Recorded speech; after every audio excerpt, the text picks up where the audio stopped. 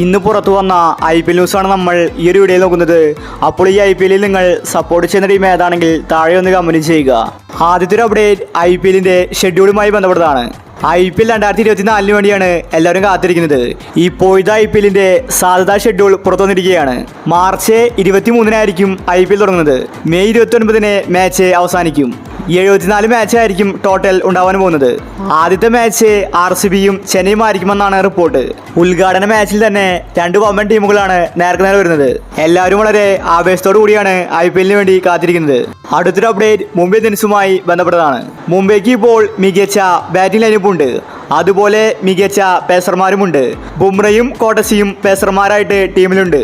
എന്നാൽ ഇപ്പോൾ മുംബൈ നേരിടുന്ന പ്രധാന പ്രശ്നം അത് സ്പിന്നാണ്. അതുകൊണ്ട് തന്നെ മുംബൈ ഇന്ത്യൻസ് ഒരു സ്പിന്നറെ ട്രേഡ് ചെയ്യാൻ നോക്കുകയാണ്.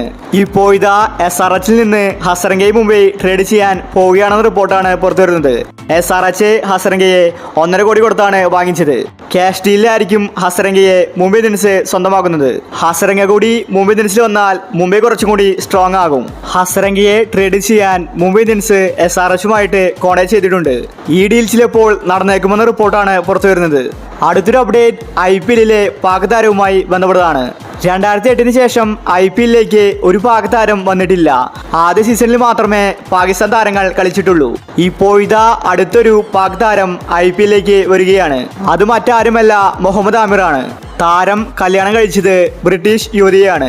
ആമിറിന് ബ്രിട്ടീഷ് പൗരത്വം കിട്ടിയിരിക്കുകയാണ്. അതുകൊണ്ട് ഇനി താരത്തിന് IPL കളിക്കാൻ സാധിക്കും. ആമിറിന് IPL കളിക്കാൻ താല്പര്യമുണ്ടെന്ന് അറിയിച്ചിട്ടുണ്ട്. ആമിറിന് ഏത് ടീമിൽ കളിക്കാനാണ് ആഗ്രഹമെന്ന് ചോദിച്ചപ്പോൾ CSK ടീമിന്റെ പേരാണ് ആമിർ പറഞ്ഞത്. അടുത്ത വർഷത്തെ മെഗാ ഓപ്ഷനിൽ ആമിറും പേര് കൊടുത്തേക്കും. അപ്പോൾ ഇത്തരം IPL ന്യൂസിന് വേണ്ടി ഈ ചാനൽ മറക്കാതെ സബ്സ്ക്രൈബ് ചെയ്യൂ.